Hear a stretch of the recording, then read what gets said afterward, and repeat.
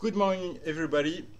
So this morning video is going to be quite broad because I will talk about all asset classes. I will discuss the outlook on gold, so commodities, the US dollar, bonds, and we'll end with an update on equity markets with an update on the S&P and the Euro Stock 50.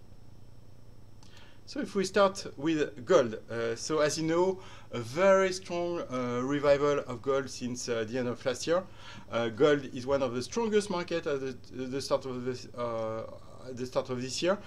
However, I would like to discuss a weekly signal I noticed this week, which, tonight we are going to end a weekly setup 9 sell signal.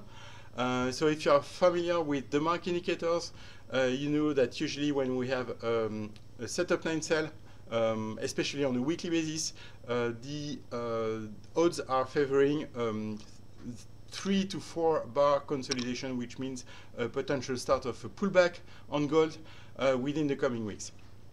As you can see, this setup 9 sell signal is below the weekly TD/ST resistance line, which means that the medium-term outlook is not bullish, and which reinforces the trading sell signal here.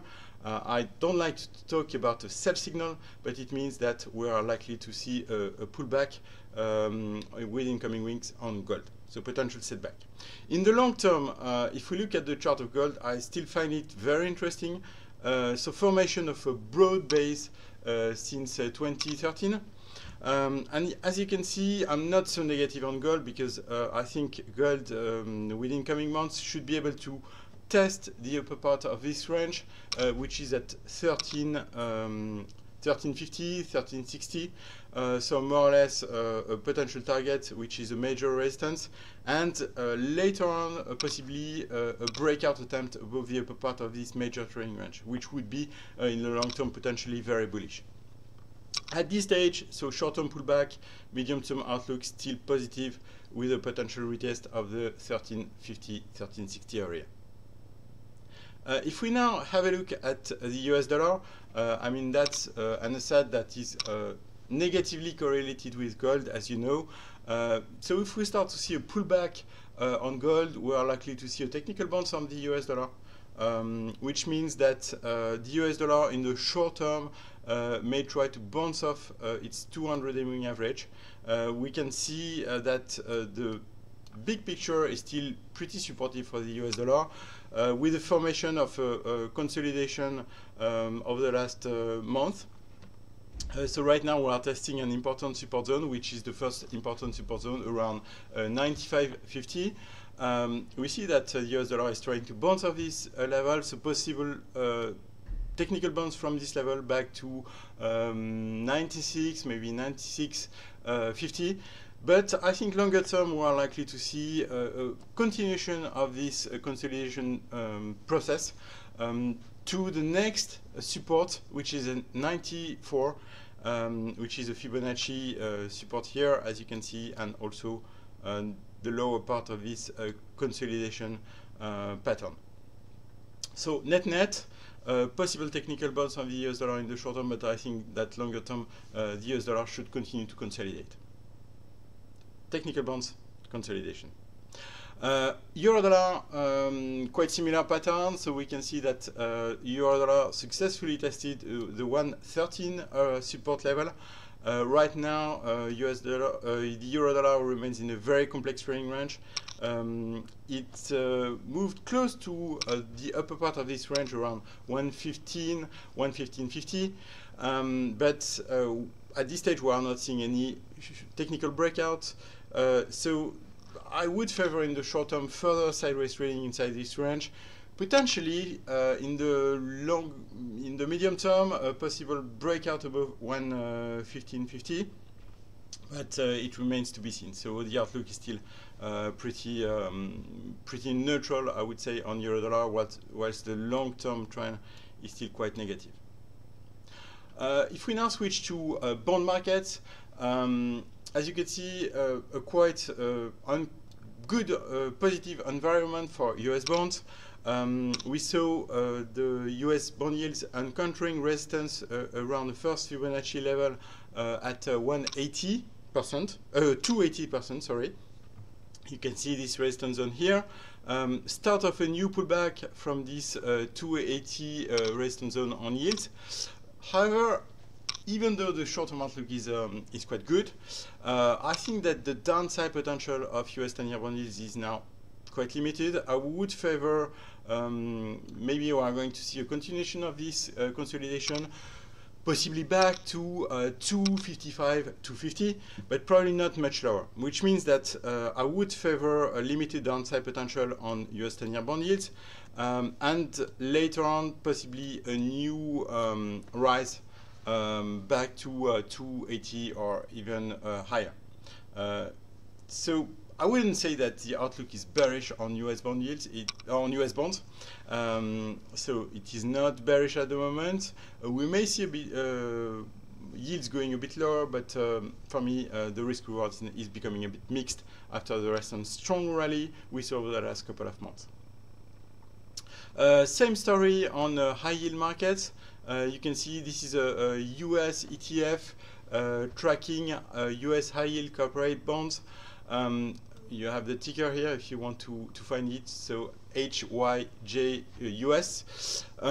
As you can see, so now this ETF has fully retraced the sell-off we saw, the very steep sell-off we saw in November, December. We can see that there was a short squeeze, obviously, so probably a lot of short position on this ETF in December, then a squeeze, a big squeeze. And I would expect this ETF to encounter a very strong resistance around 85, as you can see, so the highs of last year. So on this one, my recommendation would be to lighten position after the recent very strong rally. We are going to end this quick overview of markets with an outlook on the S&P 500. So nothing really changed in my scenario over the last couple of weeks. We continue to see short-term strength, but for me, the medium-term outlook is still not so good, which means that I highlighted last week, or the last couple of weeks, I would say, a potential upside target between 2,700 and 2,800. We are just reaching right now the lower part of this range, so 2,700. We can see that the index closed very just below a major Fibonacci resistance at slightly above 2,700.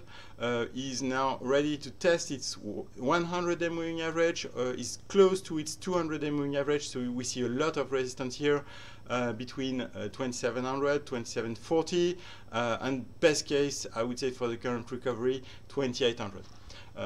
So the outlook is becoming a bit mixed. Short-term trend is very positive, but one new pattern I see emerging on the S&P is, according to Elliott Wave, a 1, 2, 3, 4, 5 waves up, which means that we are probably in the last wave up of this recovery. Then after that, we are probably going to see a pullback, at least start of a trading range forming to make a consolidation after a strong rise. This January's recovery, just to keep in mind, is one of the strongest indicates. I mean, the December sell-off was the most significant one since 1932, and we saw a very strong recovery in January. So I think the index, after this kind of whipsaws, we need to take a breather. On the Euro Stoxx 50, the outlook remains mixed, so quite similar to the S&P 500, although the long-term outlook is much more negative than in the US. We saw 2 weeks ago a breakout, a nice breakout above a first important resistance zone at 3,100.